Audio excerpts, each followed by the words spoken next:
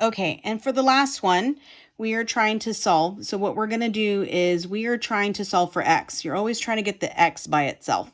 So the first thing I need to do is get it out of here. But to get it out of there, we got to get rid of everything surrounding it. So the first thing we can get rid of is the square root of 3 because it's just multiplying. So if I divide both sides by the square root of 3, I end up with 1 over the square root of 3. And over here, they cancel out.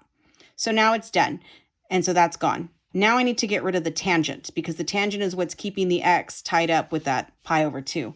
So to get rid of a tangent, you can undo it by multiplying it by its inverse. So the inverse of tangent, that if I multiply them together, will cancel each other out. But I cancel them out here.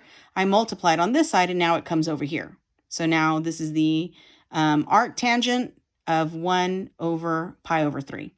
So now the x is loose, okay? And so now what we need to do is we need to move the pi over 2 over. Before you move the pi over 2, let's go ahead and let's figure out what this is.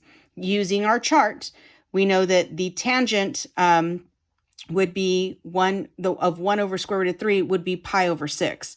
And so pi over 6 on the circle would be right here. So then when you go pi, you get another 1 over square root of 3. You get the same tangent line.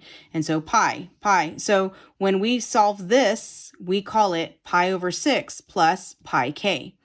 And so because the pi k tells us that we keep going on forever. Well, now what I'm going to do is I'm going to move this pi over 2 over.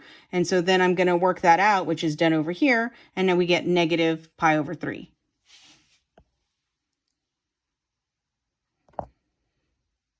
So now I have negative pi over 3 plus the pi k, and there is my answer.